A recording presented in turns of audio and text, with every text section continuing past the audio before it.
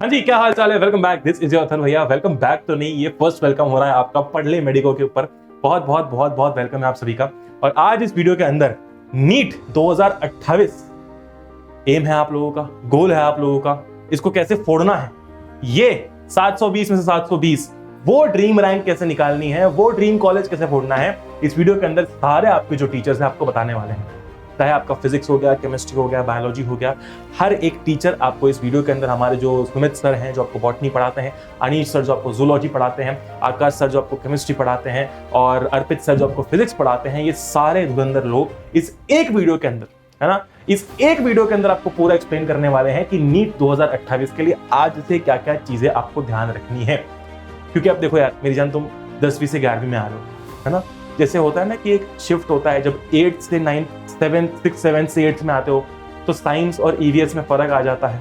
वो याद है ना, वो बस वैसा ही है कि 10वीं की फिजिक्स और 11वीं की फिजिक्स, 10वीं की केमिस्ट्री 11वीं की केमिस्ट्री, जमीन आसमान का फर्क है। तो इसके साथ कैसे कोप अप करना है, किन किन चीजों का ध्यान रखना है, क्या है नीट, ये पूरी चीजें आज हमने इस वीडियो के अंदर डिस्कस किया है। This is your entire road map to NEET 2028।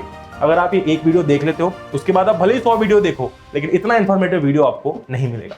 ठीक है जी, विद दैट बीइंग सेड, बिना किसी देरी के बुलाते हैं हमारे टीचर्स को और एक एक करके स्टार्ट करते हैं विद ऑल द सब्जेक्ट्स। तो हेलो स्टूडेंट्स, सर ने मेरा इंट्रो तो करवा ही दिया है, इसलिए उसमें समय ना खर्च करते हुए छोटे से टाइम में आपको बताऊंगा वो गुरु मंत्र जिसके बेस पर आप अचीव कर सकते हैं वाकई में 720 आउट ऑफ 720। मैं बता रहा हूं कैसे 180 आउट ऑफ 180 आप बॉटनी में चेस कर सकते हैं, जिसकी शुरुआत हम लोग एक छोटे ब्रीफ इंट्रोडक्शन से करते हैं कि कैसे डिफरेंट चैप्टर का वेटेज नीट के एग्जाम के लिए उन्हें इंपॉर्टेंट बना सकता है। प्लांट फिजियोलॉजी क्लास 11th के अंदर, या फिर सेल, राइट, ऐसे चैप्टर है जिनसे बहुत सारे क्वेश्चन आते हैं, सेल डिवीजन बहुत सारे क्वेश्चन आते हैं। उसी तरीके से क्लास 12th के लिए जेनेटिक्स के चैप्टर्स, ठीक है, बायोटेक्नोलॉजी के चैप्टर्स, इकोलॉजी बहुत ज्यादा वेटेज रखती है। लेकिन हमें अभी वेटेज के बारे में बात नहीं करनी है, क्योंकि मुझे लेने हैं 180 आउट ऑफ 180, यानी मुझे कोई चैप्टर चाहे कम क्वेश्चन आते हो, चाहे ज्यादा डिफिकल्ट आते हो, चाहे आसान, मुझे वो सारे के सारे कवर करने हैं। ये तो कभी बाद में काम आएगा, ठीक है, ये तो रेस्क्यू वर्क होता है, बाद में काम आता है। तो आखिर अगर मुझे ये पता हो कि गलतियां किस तरीके से होती है बच्चों की तैयारी के अंदर, तो अगर मैं उन तैयारी के करते समय ऐसी गलतियों से बच जाऊं तो डेफिनेटली मेरी सक्सेस तय है। और गलतियां बच्चा करता है जैसे सुनाई देने वाले टर्म्स के ऊपर। ऐसे बहुत सारे टर्म्स आएंगे बायोलॉजी के अंदर, बॉटनी में, जूलॉजी में, जहां पे एक जैसी आवाजें निकलती होंगी, यानी जैसे मटर का नाम पाइजम है जबकि एक कॉनिफर का नाम पाइनस है। पढ़ते पढ़ते दोनों एक ही लगने लगे। साल्विया एक प्लांट है, साल्विनिया दूसरा प्लांट होता है, या फिर सेंट्रोमियर होता है, सेंट्रियोल होता है। अरे भैया, ऐसे एक नहीं, ऐसे कई सारे शब्द हैं जो ऐसे लगेंगे कि सब के सब एक जैसे हैं। कंफ्यूज नहीं होना है, धोखे में नहीं आना है, ट्रैप में नहीं फंसना है। नंबर दूसरा, कई सारे डेटा दिए हुए हैं एनसीईआरटी के अंदर, जैसे साइंटिस्ट का नाम होता है, डिस्कवरी का ईयर होता है, या फिर कोई दूसरे टर्मिनोलॉजी, उनकी एक लिस्ट मुझे पहले से तैयार करते हुए चलनी है, नोट्स बनाते बनाते। तीसरा, अगर मुझे एग्जाम्पल याद नहीं रहते तो एग्जाम्पल को क्या करूंगा, माइंड मैप बनाऊंगा, निमोनिक्स बनाऊंगा और वहां बैठ के चिपका दूंगा जहां पर बैठ के मैं पढ़ाई करता हूं। सीधी सिंपल सी बात, रोज देखो, रोज उसको ताड़ो, अपने आप याद हो जाएंगे। कंसेप्चुअल मिसअंडरस्टैंडिंग, मतलब अगर आज की क्लास किसी अनफॉर्चुनेट रीजन से मिस हो गई, तबीयत खराब थी या कुछ और रीजन रहा हो, और फिर मैं अगली क्लास में बैठा, जैसे प्लांट फिजियोलॉजी का टॉपिक, अगर मैंने पिछली क्लास छोड़ी तो अगली क्लास समझने में मेरे को दिक्कत आ सकती है। इसलिए डिसिप्लिन रहना है, क्लासेस नहीं छोड़नी है, छूट रही हैं तो उसे कवर अप करना है, बैकलॉग क्रिएट नहीं करेंगे। राइट, समझे मेरी बात, ताकि किसी तरीके की कोई मिसअंडरस्टैंडिंग क्रिएट ना हो। इसीलिए हम ये बात कहते हैं कि हम बताते हैं पहले नॉलेज की बात। नॉलेज मतलब आप करेंगे क्लास, आप बनाएंगे नोट्स, आप रिवाइज करेंगे एनसीईआरटी, और उसके बाद आता है असेसमेंट, मींस देंगे टेस्ट। टेस्ट देने के बाद अपनी एरर्स को करेंगे मार्क, यानी करेंगे एनालिसिस, और जब एनालिसिस हो जाएगा तो उसी के बेसिस पर आपकी तैयार होगी इंडिविजुअल स्ट्रेटेजी, हर बच्चे की अलग स्ट्रेटेजी। इसी को कहते हैं मेंटरशिप प्रोग्राम, जो हम लोग प्रोवाइड करेंगे नीटी 5 पर। ओके, चलिए मैं बुलाता हूं फिजिक्स बाबा को ताकि आप ले पाए 180 आउट ऑफ 180 फिजिक्स में भी। Thank you so much sir. सबसे मुश्किल काम होता है फिजिक्स, क्योंकि बायो वाले के साथ कहानी थोड़ी सी उलझी हुई होती है। वो कहता है कि मैंने बायो ली है, ये फिजिक्स जबरन मेरे साथ मैथमेटिक्स को लेकर आ गई, जिससे मैं दूर भागना चाह रहा हूं। मैं आपको वो स्ट्रेटेजी देने वाला हूं कि किस तरह से हम पढ़ेंगे, क्या क्या प्रॉब्लम्स हम फेस करते हैं। अगर हम लोग देखें तो क्या मैं पूरा पढ़ूंगा तो ही मेरे 180 आउट ऑफ 180 आ सकते हैं? जरूरी नहीं है, जरूरी नहीं है।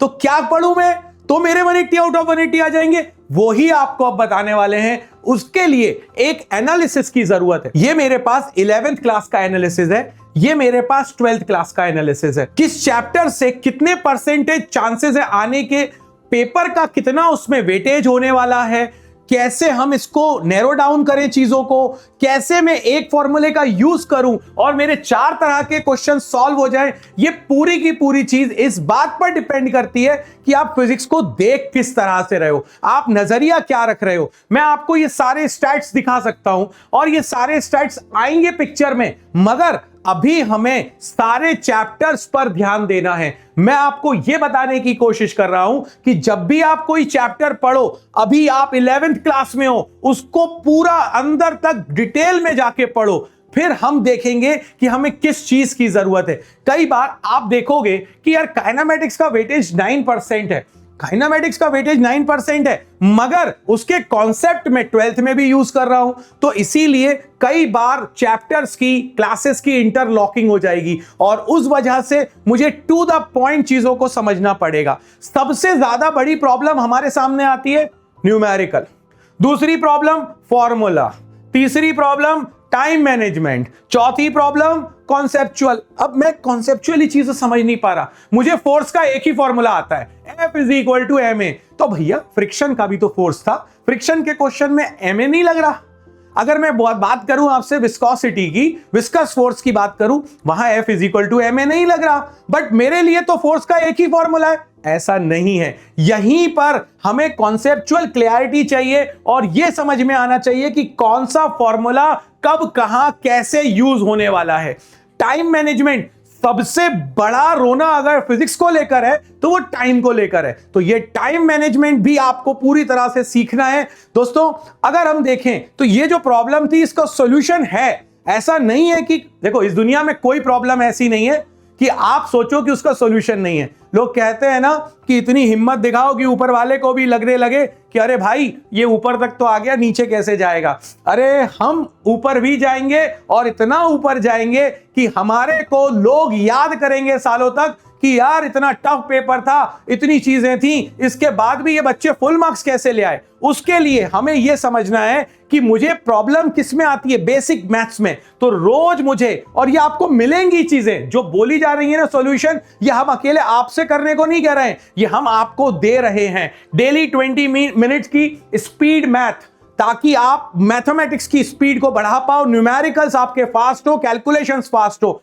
यूनिट एंड डायमेंशन, कन्वर्जन जो न्यूमेरिकल में बहुत दिक्कत देते हैं, उनकी चीजों की इतनी प्रैक्टिस हो जाएगी कि आप कहोगे मजा आ गया। अगर हम बात करें फॉर्मूला शीट की, फॉर्मूला शीट हमें इस तरह से नहीं बनानी कि F = ma लिख लिया, नहीं, मुझे पता होना चाहिए कि F = ma का एक एग्जांपल लिखूं मैं कि किस टाइप के क्वेश्चन में मुझे यह फॉर्मूला लगाना है, किस टाइप के फॉर्मूले में इस फॉर्मूले का यह क्वेश्चन है। अगर इस तरह से पढ़ेंगे तो क्लैरिटी यह आती है कि अच्छा फ्रिक्शन का फॉर्मूला है μn लगने वाला है, अच्छा एक्सेलरेशन आ गया, मास आ गया, ma लगने वाला है, अच्छा विस्कोसिटी आ गया, 6π/ρ लगने वाला है। हो सकता है इनमें से बहुत सारे तुमने सुने ना हो, डरने की जरूरत नहीं है, हम है ना, सब सुन लोगे आप। अगर अपन बात करें टाइम मैनेजमेंट की, तो पहले से ही हम एक्यूरेसी के साथ स्पीड को कंट्रोल करेंगे। किस तरह से कंट्रोल करेंगे कि हम पहले टाइमलाइन लेंगे कि भाई 60 मिनट में मैं कितने क्वेश्चन कर रहा हूं, फिर धीरे धीरे उसके नंबर्स को बढ़ाएंगे, ताकि हम बोल कोशिश ये कर रहे हैं कि 60 मिनट में हो जाए, बट 60 मिनट में नहीं भी हुए, 90 मिनट में भी हुए, तो भी हम बहुत सारे लोगों से बहुत अंदर आ जाएंगे। अगर हम देखें तो एनसीईआरटी पर हमारा फोकस है, एग्जाम्पलर प्रॉब्लम्स हमें करनी है, मगर एनसीईआरटी किस तरह से करनी है ये आपको समझाया जाएगा, ये आपको सही तरह से करना है। तो दोस्तों आपके पक्के मार्क्स हो जाएंगे कितने? 720 आउट ऑफ 720। मेरे पास 180 थे, बड़े भैया ने 180 दिला दिए। अब आ रहे हैं बायोलॉजी किंग और ये आपको दिलाने वाले हैं जूलॉजी के 180 मार्क्स। तो ओवर टू यू। क्या हाल चाल है फ्यूचर डॉक्टर, कैसे हो आप सब लोग? तो आपने देखा कितना बेहतरीन तरीके से हमने बहुत अच्छा एक स्ट्रेटेजी बनाया for botany and for physics. But NEET is not an individual subject game, ये सब सब्जेक्ट मिलके पूरा 720 अपॉन 720 होता है। तो आ जाओ, मैं आपको जूलॉजी का ब्रह्मास्त्र देता हूं। ब्रह्मास्त्र इस बात में नहीं है कि किस चैप्टर से कितना वेटेज है, ब्रह्मास्त्र ये है कि हमें एक एक चैप्टर को अप्रोच किस तरीके से करना है, हमें चैप्टर के डेप्थ तक किस तरीके से जाना है। अगर आप देखोगे तो हर एक टॉपिक, चाहे केमिकल कोऑर्डिनेशन हो, चाहे एनिमल किंगडम हो, चाहे स्ट्रक्चरल ऑर्गेनाइजेशन हो, हर एक चैप्टर से क्वेश्चन पूछा गया है। तो पहले मतलब 2018-2016 के पहले, नीट आने से पहले लोगों का ऐसा स्ट्रेटेजी होता था कि कुछ चैप्टर्स वो छोड़ के जाते थे, उनको लगता था कि ये इंपॉर्टेंट नहीं है। लेकिन मैं आपको बता दूं बहुत ज्यादा इंपॉर्टेंट है, हर एक चैप्टर इंपॉर्टेंट है, हर एक एनसीईआरटी का लाइन इंपॉर्टेंट है। तो हमें अगर फुल स्कोर लाना है तो ये नहीं करना कि कोई चैप्टर को आप इग्नोर कर रहे हो, हर चैप्टर को अच्छे तरीके से पढ़ना है, जानना है और सीखना है, चाहे वो 11th हो चाहे वो 12th हो। 12th अगर देखोगे कंपैरेटिवली थोड़ा इजी है एज कंपेयर टू 11th, लेकिन आपका जो सब्जेक्ट का बेस है वो बनता है क्लास 11th से ही। तो 11th को बिल्कुल इग्नोर मत करना। बहुत लोग उलझ जाते हैं इस चीज में कि यार 11th में भैया अपन स्कूल पे फोकस करें या नीट पे करें। आज के बाद आपका एक ही मकसद है, एक ही एम है, that is your NEET 2028। NEET 2028 आपका एकदम क्लियर कट एम होना चाहिए। एंड नीट के इस एम के लिए आपको ईच एंड एवरी चीज पढ़ना है, एक एक चीज को अच्छे से जानना है, कोई भी चीज को छोड़ना नहीं है। अक्सर बच्चों का क्या दिक्कत आता है रिगार्डिंग जूलॉजी, प्रॉब्लम यह है कि बच्चे याद नहीं कर पाते कि किस तरीके से हम याद करें एग्जाम्पल्स को। इतने सारे एग्जाम्पल्स है एनिमल किंगडम में, कैसे याद करें? कुछ कुछ सिमिलर टर्म्स में कंफ्यूज हो जाता है, जैसे ग्लूकोनियोजेनेसिस एंड ग्लूकोजेनेसिस क्या है, ग्लाइकोजेनोलाइसिस, ग्लाइकोलाइसिस, इन सब वर्ड्स में अक्सर उलझे रहते हैं। और यही वर्ड है जो ऊपर नीचे कर देता है आपका रैंक। ठीक है, मैं अगर बोलूं राइजोबियम, राइजोपस, राइजोफोरा, क्या इन तीनों में कोई अंतर है? बहुत अंतर है, ठीक है ना। तीनों अलग अलग किंगडम के मेंबर है यार, अगर आपको बताऊं तो इस तरीके से आपको कंफ्यूज नहीं होना। जो सिमिलर टर्म्स आप सुनते हो, सिमिलर टर्म्स जो सुनने में बहुत एक जैसे लगते हैं। नेक्स्ट, डायग्राम्स और लेबलिंग को आपको नेग्लेक्ट नहीं करना है। इस साल का जो पेपर था, 2025 का जो पेपर था, वो एक बहुत बड़ा आई ओपनर था सबके लिए। सर कैसे आई ओपनर था? आप अगर देखोगे डिजीजेस नाम का एक चैप्टर आता है, human health and disease, chapter number 12th में, ठीक है। और उस चैप्टर से डायग्राम से एक क्वेश्चन पूछा था जो थ्योरी में मेंशन नहीं था। बच्चे सोच रहे कि ये यार एनसीईआरटी के बाहर से आया, बाहर से नहीं आता, एनसीईआरटी से ही रहता है। बस आपको केयरफुली एक एक डायग्राम और लेबलिंग को ऑब्जर्व करना है। अगर आप देखोगे, ये देखो, जनरली अगर मैं देखूं ये पूरा का पूरा यहां से लेके अगर मैं खींचूं, डाइजेशन तो चलो हट गया, यहां से यहां तक मैं खींचूं, ये पूरा ह्यूमन फिजियो वाला क्या है आपका यूनिट है। तो बहुत सारे चैप्टर से बहुत सारा चीजें हैं, तो बच्चे इसको इग्नोर कर देते हैं। नहीं करना आपको इग्नोर। ह्यूमन फिजियो आपका बेस है फॉर एमबीबीएस। आपको ह्यूमन फिजियो को बहुत अच्छे तरीके से ईच एंड एवरी मैकेनिज्म के साथ याद रखना है। तो सर ये तो प्रॉब्लम्स था, एक डेफिनेट सॉल्यूशन बताओ। सॉल्यूशन ये है कि फॉर बायोलॉजी आपको क्या करना है। अगर मैं एनिमल किंगडम पढ़ा रहा हूं तो जगह जगह पे जहां पर एग्जांपल्स आएगा वहां पर मैं आपको न्यूमोनिक्स दूंगा। उसी न्यूमोनिक्स को यूज करके आपको एग्जांपल्स अपने माइंड में रिटेन रखना है। एंड एनिमल्स क्या है, एनिमल किंगडम बहुत ड्राई चैप्टर लगता है, पहला चैप्टर है। पहले चैप्टर में ही बच्चे थोड़ा सा ऐसा इंटरेस्ट खो देते हैं कि यार ये ड्राई चैप्टर है, मजा नहीं आता। नहीं, हम स्मार्ट बोर्ड का फुल यूज करेंगे। Each and every organism, each and every animals का रियल लाइफ फोटो आपके सामने यहां पर ले आऊंगा और समझाऊंगा each and every structural and anatomical detail. ठीक, उसके बाद एक्टिव रिकॉलिंग आपको प्रैक्टिस करना है। एक्टिव रिकॉलिंग का मतलब क्या है कि आप कोई भी एक्टिविटी कर रहे हो, सपोज करो आप खा रहे हो, खाते खाते आप कोई ऐसा अनप्रोडक्टिव एक्टिविटी ना करो कि तारक मेहता देख रहे हो या कुछ और कर रहे हो। आप उस टाइम में रिकॉल करने का कोशिश करो कि अच्छा सच सर इस टॉपिक को इस तरीके से समझाया था, सर ये बोला था कि ये जो है ये क्वेश्चन पहले आ चुका है, आने का संभावना है। इस तरीके से आप चीजों को एक्टिवली रिकॉल करोगे। जैसे जैसे आप एक्टिवली रिकॉल करोगे ना, तो आपका जो सबकॉन्शियस मेमोरी था वो कॉन्शियस मेमोरी के अंदर टर्न ओवर हो जाएगा, चेंज हो जाएगा। So very very much important, active recalling का प्रैक्टिस आपको करना पड़ेगा। अगर आप देखोगे कि आप एनसीईआरटी पढ़ोगे तो आपको थ्योरी दिखेगा, तो वो थ्योरी अपने लिए बहुत ज्यादा बोरिंग हो जाता है। बट थ्योरी को बोरिंग नहीं करना, हमें ईच एंड एवरी जो भी मैकेनिज्म है, जो भी स्टेप्स है, उसको प्रॉपर फ्लो चार्ट के फॉर्म में रिप्रेजेंट करना है। Proper flow chart and diagram बना के प्रैक्टिस करना है। कहीं पर एनसीईआरटी में डायग्राम मेंशन नहीं हो, आप खुद से बनाओ डायग्राम, मैं तो बनवा ही दूंगा। आपको लगेगा कि अच्छा ये वाला पार्ट का डायग्राम मैं इस तरीके से बना सकता हूं, बना के मुझे भेजो कि सर देखो मैंने ये डायग्राम बनाया, तो मैं उसका रिव्यू करूंगा कि अच्छा ये डायग्राम कॉन्सेप्चुअली एंड सब चीज से सही है कि नहीं है। इस तरीके से खुद बे खुद अपना एफर्ट डालना स्टार्ट कर दो। याद रखना, ये बस आपका अकेले का बैटल नहीं है, इसमें आप हो, हम हैं, हम सब लोग हैं। तो हम जब तक मिलेंगे नहीं, हम जब तक हाथ के ऊपर हाथ नहीं रखेंगे, तब तक ना तो ट्रस्ट डेवलप होगा, ना तो अपन नीट क्लियर कर सकते। सो फ्रॉम डे वन आपका मेंटर बहुत एक बड़ा इंपॉर्टेंट रोल प्ले करने वाला है। ठीक, उसके बाद एनसीईआरटी का जो भी लाइंस है, उन लाइन को बहुत अच्छे तरीके से आपको याद रखना पड़ेगा।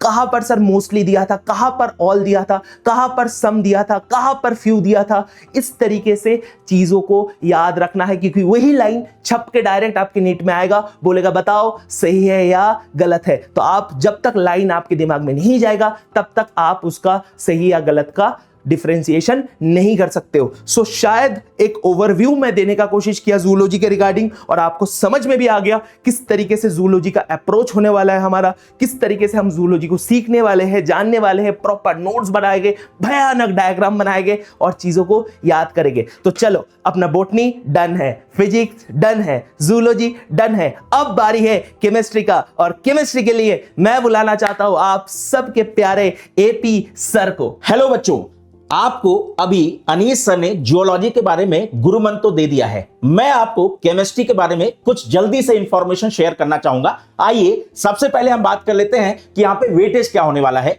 ये ज्यादा इंपॉर्टेंट नहीं है, इसके बारे में हमें बाद में जरूरत पड़ेगी, लेकिन रफली आप यहाँ पे देख लीजिए कि 11th और 12th के चैप्टर्स का क्या वेटेज यहाँ पे होता है। ठीक है, तो आपको यहाँ पे 11th के कुछ चैप्टर्स दिखाई दे रहे हैं और साथ ही साथ यहाँ पे उनके परसेंटेज भी दिखाई दे रहे हैं। यहाँ पे आपको सिर्फ एक बात फॉलो करनी है कि 11th आपका बेस है, तो आपको वो चीजें बहुत अच्छे तरीके से पढ़नी है, क्योंकि अभी आप 10 से 11th में आए हैं, तो आपका बेस स्ट्रांग होना चाहिए। ये चीजें तो हम आपको बाद में भी एक्सप्लेन करेंगे, जो कि हमारे नीट का जब एग्जाम पास में आएगा वहां पे काम में आएगी। इसी तरीके से 12th के चैप्टर्स का ये वेटेज है। अभी वापस से मैं बोलूंगा, इसका कोई इंपॉर्टेंस नहीं है, जस्ट आप यहां पे इस चीज को आप देख लीजिए। ठीक है, अब बात करते हैं मेनली जो हमारा फोकस होना चाहिए कि जो बच्चा नीट की तैयारी करता है वो कॉमन मिस्टेक्स क्या करता है। मैं यहां पे केमिस्ट्री के पॉइंट ऑफ व्यू से बात कर रहा हूं। तो सबसे पहले एनसीईआरटी को इग्नोर करना सबसे बड़ी कॉमन मिस्टेक है। दूसरा, ऑर्गेनिक केमिस्ट्री पढ़ना without mechanism, that is a biggest mistake.